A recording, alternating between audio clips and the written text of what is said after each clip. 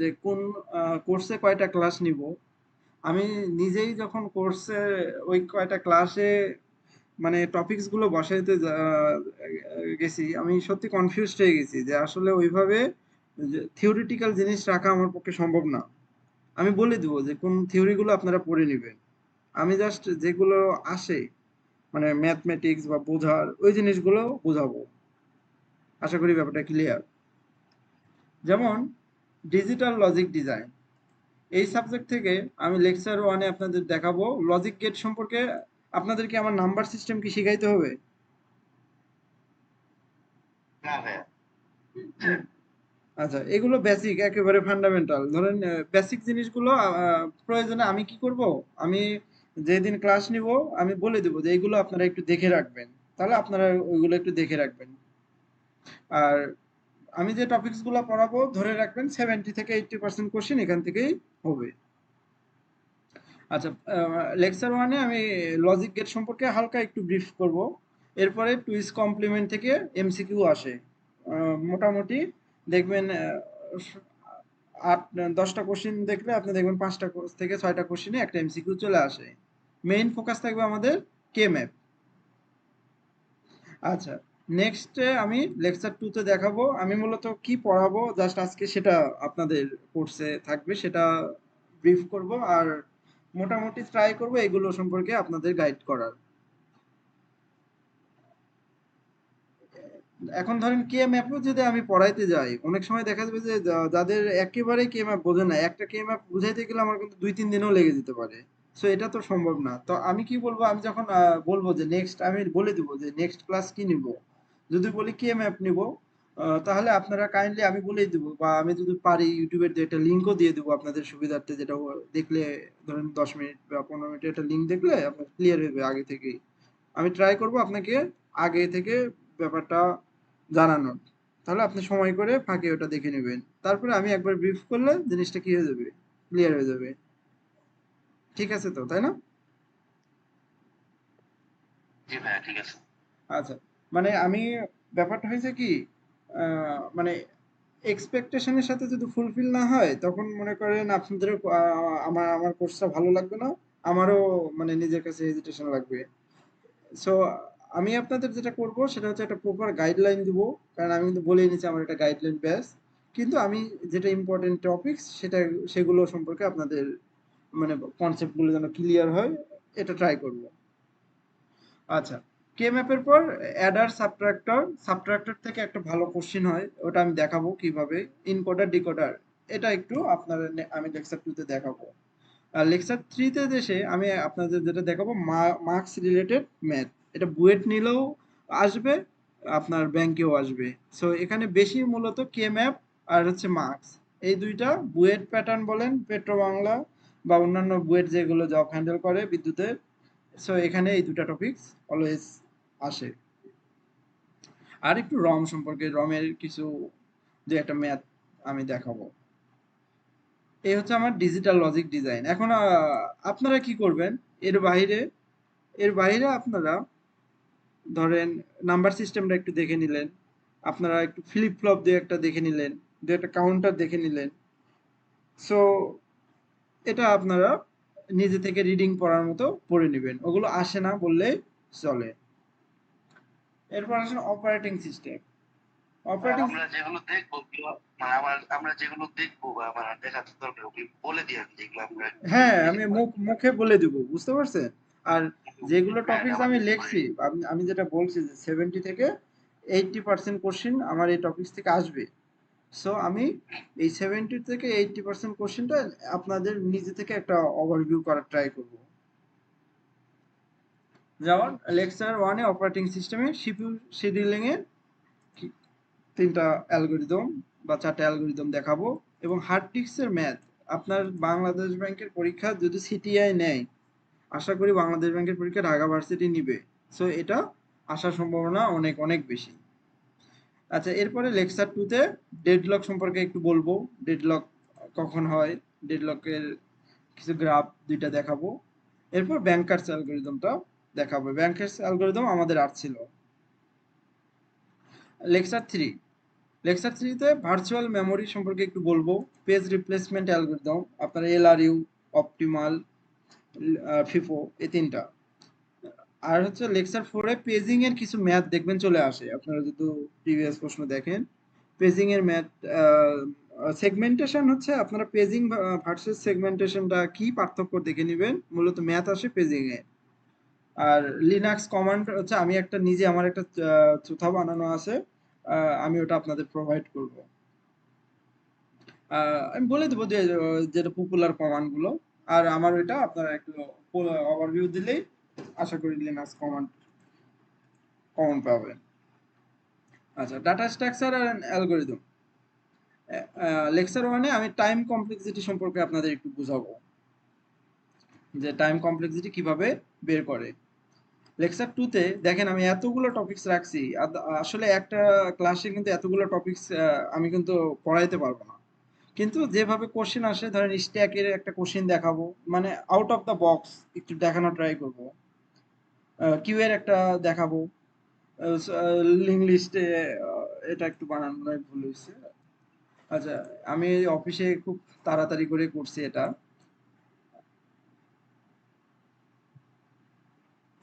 আমার time কমপ্লেক্সিটির note আছে। আমি নোট বলতে আমিও বিভিন্ন জায়গা থেকেই কালেক্ট করা, তবে নিজের হাতে লেখা তো ওটা আপনাদের দেখে, ওটা দেখেই বুঝিয়ে দেবো ইনশাল্লাহ।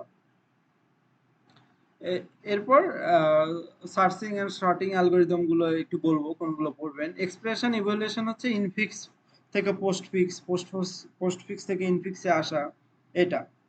লেকচার 3 তে আলোচনা করব আপনাদের ডাটা স্ট্রাকচার ট্রি। ট্রিটা ভালো important.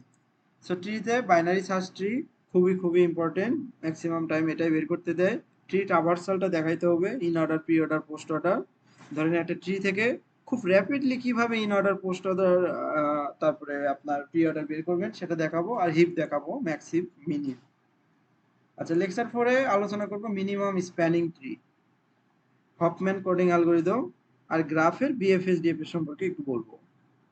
So minimum spanning tree খুবই ইম্পর্টেন্ট, খুবই ইম্পর্টেন্ট। এটা বুয়েট কি করে, minimum spanning tree, Dijkstra algorithm, এই দুইটা অ্যালগরিদম মূলত একটা সিনারিও বেসড। ধরেন আপনাকে যদি বিদ্যুতের পরীক্ষা দেন, বলবে বিভিন্ন প্লান্ট আছে, কিভাবে আপনি যোগাযোগ করবেন, মানে গ্রিডি মেথডে। সো এখানে মিনিমাম স্প্যানিং ট্রিটা ভালো কাজ দিবে। আর অনেক সময় ডায়াক্সট্রা, সিঙ্গেল সোর্স থেকে যদি যাইতে হয় তাহলে আপনাকে ডায়াক্সট্রা চুজ করতে হবে, যে আমার একটা মাদার পজিশন আছে, এখান থেকে বিভিন্ন জায়গায় যেতে হবে। সো তখন আপনারা কোন অ্যালগরিদম চুজ করবেন, এই টাইপ কোশ্চেন আসে মাঝে মধ্যে। কিন্তু বাংলাদেশ ব্যাংকের পরীক্ষায় এবারও আপনাদের কোশ্চেন হুবহু আসবে। সো এই টপিকস গুলো ক্লিয়ার থাকলে কোনো সমস্যা হবে না। এরপরে লেকচার 5 এ ডায়াক্সট্রা অ্যালগরিদম, ফ্লয়েড ওয়ার্সাল আর বেলম্যান ফোর্ড, মূলত ডায়াক্সট্রা এটা কিভাবে হয় এটা দেখাবো, আর বাকি দুইটা সম্পর্কে বলবো। আর ডাটা কমিউনিকেশন এন্ড কম্পিউটার নেটওয়ার্কসে আমি প্রথম লেকচারে ওএসআই মডেল, ধরেন আপনাদের যে 7টা লেয়ার আছে, এই লেয়ার সম্পর্কে আইডিয়া দেওয়ার ট্রাই করব। টিসিপি আইপি মডেলের সাথে এটার কি পার্থক্য। লেকচার 2 তে এসে যেটা মাঝে মধ্যেই শর্ট নোটে আকারে চলে আসে বিভিন্ন পরীক্ষায়, ডিএনএস সিস্টেম কিভাবে কাজ করে, DSCP, NAT, PAT, ARP protocol, আর বিভিন্ন ধরনের networking device, switch, router, hub, firewall. আর লেকচার 3 তে কিছু এরর ডিটেকশন এন্ড কন্ট্রোল এর ম্যাথ দেখাবো, যেমন চেকসাম আছে, মানে সিআরসি আছে। IPv4 আর IPv6 সম্পর্কে একটু হালকা মানে ব্রিফ করব, যেন সাবনেটিং ভিএলএসএম এর ম্যাথ করতে যেয়ে আপনাদের নেক্সট ক্লাসে সুবিধা হয়। আর লেকচার 5 এ ডাটা কমিউনিকেশনের আসলে এক ক্লাসে আমি রিসোর্স দিব এবং ব্রিফ করব, মানে আমি ট্রাই করব পিডিএফ ওপেন করে, মানে আমার নোটগুলো মানে একটু গোছায়, যেন একবার করে ব্রিফ করলে পরে ওটা দেখে আপনারা পড়ে নিতে পারেন। যে নয়েজ রিলেটেড কিছু ম্যাথ, শ্যাননস এর আছে, মাল্টিপ্লেক্সিং এর ম্যাথ মারাত্মক ইম্পর্টেন্ট, আমার মনে হয় চলে আসবে এবার। আর পিসিএম এর ম্যাথ মাঝে মধ্যে বুয়েটে আসে, তো আমি এই কারণে পিসিএম এর ম্যাথ রাখছি। আর কিছু ব্যান্ডউইথ এর ম্যাথ দেখাবো, গতবার আছে ব্যান্ডউইথ, এবার আর আসবে না। আচ্ছা, এই দুইটা খুবই ইম্পর্টেন্ট, সিকিউরিটি অ্যান্ড ক্রিপ্টোগ্রাফি। সিকিউরিটিতে সিআইএ মডেল, কনফিডেন্সিয়ালিটি, ইন্টিগ্রিটি, অ্যাভেলেবিলিটির মডেলটা দেখাবো, ফায়ারওয়াল কিভাবে কাজ করে, ভিপিএন, আইপিএস, আইডিএস। এই জায়গার থেকে ধরে রাখেন একটা ব্যাংকের যে কোনো পরীক্ষায় এখন কোশ্চেন আসবেই। যে কোনো একটা সিনারিও দিয়ে আপনি বলবে যে আপনার একটা সিস্টেমকে কিভাবে সিকিউর করবেন। আমি যে কয়টা এই জায়গায় রাখছি, দ্যাটস এনাফ, এর বাইরে আর কিচ্ছু লাগে না। লেকচার টুতে লেকচার টুতে বিভিন্ন ধরনের অ্যাটাক সম্পর্কে, যেমন DoS attack, DDoS attack, phishing, এগুলো সম্পর্কে একটু হালকা ডিসকাস করব, আপনারা পড়বেন। তারপর হ্যাশ ফাংশনটা কিভাবে কাজ করে, ব্লক চেইন সম্পর্কে একটু আইডিয়া দেবো আপনাদের। কি আহ, আমি, আপনারা তো বুঝছেন যে আমার টপিকস যেভাবে সাজাইছি সব কোর টপিকস, মানে কোনো থিওরি রিলেটেড খুব কম। সো এইগুলো যদি কাভার করতে পারেন আশা করি আপনাদের ভালো হবে। এরপরে আপনারা সময় থাকলে আপনি আউটসাইড পড়বেন, কিন্তু আগে আমি যেটা দিছি আর কি, আশা করি এটা পড়েও একটা পরীক্ষার হলে বসলে আপনি যদি আনসার করতে পারেন আপনার জব হবে।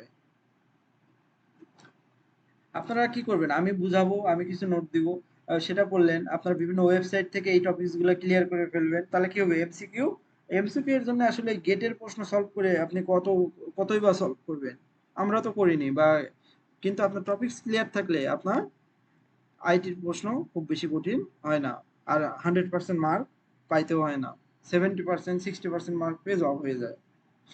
আচ্ছা, তাহলে লেকচার টুতে এটা গেল। আর ক্রিপ্টোগ্রাফি সম্পর্কে আমি একটু সিমেট্রিক অ্যাসিমেট্রিক সম্পর্কে একটু আইডিয়া দিব, সিজার সাইফার কিভাবে কাজ করে, এটা মাঝে মধ্যে চলে আসে। আর আহ, আরেকটু ক্রিপ্টোগ্রাফি সম্পর্কে অ্যাসিমেট্রিকে যদি আপনাদের সময় পাই আইডিয়া দিব, পাবলিক কি ক্রিপ্টো সিস্টেম সম্পর্কে, যে আরএসএ, এলগামাল, এগুলো আসলে একটু ডিপ পড়াশোনা।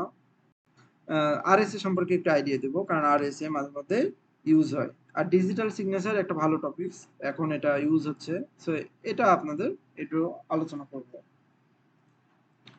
আচ্ছা, software engineering and OOP, software engineering এর এই তিনটা টপিকস এনাফ। এখন আমি কি করব, ধরেন দুই তিনটা মডেল সম্পর্কে আপনাদের আপনাদের বলবো। টেস্টিং মেথড আছে কিছু, ব্ল্যাক বক্স, হোয়াইট বক্স, এরপরে কি আছে, unit testing, grey testing, so আর কিছু টেস্টিং, স্মোক টেস্টিং। সো আর ইউএমএল ডায়াগ্রাম, ইউএমএল ডায়াগ্রামটা ইম্পর্টেন্ট, আপনার ইউএমএল ডায়াগ্রামটা একটু ভালো করে দেখবেন, যে এখানে দুই ধরনের আছে, একটা হচ্ছে ক্লাস দিয়ে বানানো যায়, ক্লাস অবজেক্ট দিয়ে, আর একটা হচ্ছে use case diagram. Use case ডায়াগ্রামটা কিরকম, দুইটা হ্যান্ডে ধরেন আপনার ব্যাংক, আপনার কাস্টমার, আপনার এটিএম বুথ, এই তিনটার সাথে কিভাবে কানেক্টেড, কমিউনিকেট করতেছে, এটা আপনার ইউজ কেস ডায়াগ্রাম দিয়ে আপনারা দেখাবেন। সো এগুলো আমি দেখাবো। আসলে আমি এত অল্প ক্লাসে, মানে বিশ্বাস করেন, আমি যদি মিনিমাম 60 থেকে 70 60টা ক্লাসের কোর্স অফার করতে পারতাম তাহলে সব থেকে ভালো হইতো, কিন্তু আসলে আমি যারা ভালো, মানে মোটামুটি আমি ব্রিফ করব, বুঝে যাবেন, তাদের জন্য ভালো হবে, কিন্তু একেবারে যারা পড়াশোনা করবেন না তাদের জন্য কিন্তু সমস্যা। সো পড়াশোনা করলে ভালো করবে, কারণ প্রপার গাইডলাইন কি পড়বেন, আহ, এটা কিন্তু বেশি জরুরি। আমরা বের হয়ে 1-2 বছর মানে এলো পাতারি প্রিপারেশন, এটা পড়ি কাল ওটা পড়ি, এই জন্যই কিন্তু আমরা ভালো করিনি। আচ্ছা, মাঝে মধ্যে আপনারা একটু রেসপন্স করবেন, মানে দুই একজন, মানে আমি কানেক্টেড আছি কিনা আমি বুঝতে পারবো। আমার কথা কি আপনারা ক্লিয়ারলি শুনতে পাচ্ছেন, তাই না? জি ভাই, জি ভাই, শুনতে পাচ্ছি। ঠিক আছে। হ্যাঁ, একটা কথা ছিল, মানে আপনি তো মনে হয় লেকচার হিসেবে ছিলেন, তো সেই লেকচারের অভিজ্ঞতাটা মনে হয় কিছুটা হেল্প করছে আপনার স্টাডি প্রিপারেশনের ক্ষেত্রে। এই লেকচারের ক্ষেত্রে এটা বলা যায়, এই যে টপিকস গুলো যেমন পড়াইছি অনেক, কিন্তু আসলে সব ক্লাস তো আর লেকচারাররা নেয় না, সব কোর্স। জি জি, একটা বা দুইটা কোর্স বা তবে এটা দুইটা হেল্প কোর্স। করে, সত্য কথা বলতে। আচ্ছা, so software engineering a lecture 1 R lecture 2 তে ওওপির হচ্ছে অবজেক্ট ক্লাস কি, আর ওওপির কিছু ফিচার, ইনহেরিটেন্স, পলিমরফিজম, এগুলো একটু আলোচনা করলাম। আর এমভিসিটা একটু দেখবেন, model view controller. So model view কন্ট্রোলারটাই মূলত বেশি ইম্পর্টেন্ট। এরপর ডাটাবেজ। ডাটাবেজে এসে লেকচার 1 এ কি সম্পর্কে একটু ধারণা দিব, দিয়ে আপনাদের কিছু ইয়ার ডায়াগ্রাম আমি দেখাবো। কারণ ইয়ার ডায়াগ্রামটাই বেশি আসে। এরপর নরমালাইজেশন থেকে মানে একবার বোঝানোর ট্রাই করবো যে নরমালাইজেশন কিভাবে কাজ করে। অ্যাসিড প্রপার্টিজটা, এটা এমসিকিউ এর জন্য খুবই খুবই জরুরি। আর হচ্ছে রেট সম্পর্কে ডিসকাস করবো। আর লেকচার 3 তে এসকিউএল কুইরিজ এন্ড রিলেশন অ্যানালাইসিস, আমি কিছু ধরেন এমপ্লয়ি ডাটাবেস নিয়ে একটা এসকিউএল কুইরি সুন্দর করে দেখাইলাম, আর কিছু রিসোর্স আপনাদের সাথে শেয়ার করব যেগুলো আসে আর কি এক্সামে। আর C programming output finding problem, এটা এমসিকিউতে বা রিটেনে সব জায়গাতে চলে আসে। সো ইনক্রিমেন্ট ডিক্রিমেন্ট অপারেটর নিয়ে, পয়েন্টার নিয়ে, তারপরে রিকারশন নিয়ে, আর হচ্ছে dynamic memory allocation. That's enough. আর এর সাথে আমি একটা কোডিং বেসিক, যেমন কিছু কোডিং আসে, আর্মস্ট্রং নাম্বার বের করো, একটা নাম্বার বা কোন একটা ডিজিটের আপনার সাম বের করে করে সিঙ্গেল ডিজিট বের করেন। এইগুলো কিছু পপুলার কিছু কোডিং প্রবলেম আছে, এগুলো আপনাদের প্রোভাইড করব। আমি প্রত্যেকটা ক্লাসে গোছায় আপনাদের দেওয়ার ট্রাই করব। এরপরে হচ্ছে computer architecture and micro processor. Computer architecture and micro প্রসেসরে আমি আপনাদের লেকচার 1 এ মেমোরি হায়ারার্কি সম্পর্কে একটা আইডিয়া দিব। 8086 আর্কিটেকচার, এটা সবসময় আসে, যদি আসে আর কি, মাঝে মধ্যে বুয়েটে আর কি এখান থেকে ডায়াগ্রাম দিয়ে বলে কোন পজিশনটা কি। আচ্ছা, লেকচার 2 তে ম্যাথ সলভ, একটু সিপিইউ ইউটিলাইজেশনের কিছু ম্যাথ দেখাবো। আর মূলত মেমোরি অ্যাড্রেসিং মোডগুলো দেখাবো, এটা আসে। আর লেকচার 3 তে দেখাবো পাইপলাইনিং। পাইপলাইনিং কেন দরকার, আর পাইপলাইনে কিছু হ্যাজার্ড হয়। এরপরে যেটা আর কি ব্যাংকের জন্য important, data centre and server virtualisation. So এটা সম্পর্কে, ডাটা সেন্টার কি, কিভাবে কাজ করে, ভার্চুয়ালাইজেশন কি। সো এটা আরেকটা টপিক আমি একটু অ্যাড করব সময় পাইলে। ওটা হচ্ছে রেগুলার এক্সপ্রেশন কম্পাইলারে এনএফএ ডিএফএ থেকে মাঝে মধ্যে আসে, ওটা অ্যাড করে দিব আপনাদের। আর হচ্ছে AI, cloud computing, fintech, big data. AI থেকে মূলত আসলে এআই মেশিন লার্নিং থেকে আসবে, সুপারভাইজড আনসুপারভাইজড কিছু পার্থক্য, এই গ্রেডিয়েন্ট ডিসেন্ট কি, আর সুপারভাইজড আনসুপারভাইজড রেইনফোর্সমেন্ট লার্নিং কিভাবে কাজ করে, একটু এজেন্ট পড়বেন। তারপরে ক্লাউড কম্পিউটিং, যেমন আমি সামনের সপ্তাহে ঢাকায় যাব আমার ক্লাউড কম্পিউটিং এর একটা ট্রেনিং এ। সো বুঝতেই পারতেছেন, বাংলাদেশ ব্যাংকে ক্লাউড কম্পিউটিং এ আমাকে ট্রেনিং এ নিয়ে যাচ্ছে, দ্যাট মিনস ক্লাউড কম্পিউটিং এখন হট টপিক। সো এটা পড়বেন, একটু বিগ ডাটা পড়বেন। আর ব্যাংকিং রিলেটেড কিছু টপিকস, ব্যাচ, বিএফ10, আরটিজিএস, এনপিএস, বিএমএফএস এটসেট্রা দিছি, যে যখন জবের আগে দরকার হবে আমি আপনাদের ওইগুলো সম্পর্কে আইডিয়া দিব।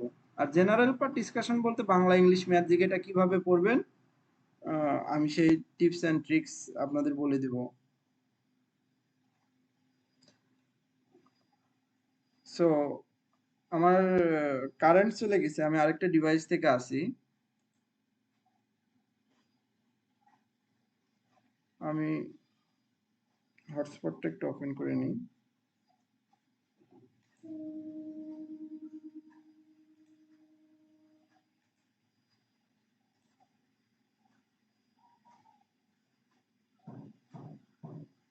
আমার কথা শুনতে পাচ্ছেন তাই না, মোবাইল থেকে? যেটা শোনা যাচ্ছে। আচ্ছা, আমি মূলত কি পড়াবো সেটার ব্রিফটা দিয়ে ফেলেছি।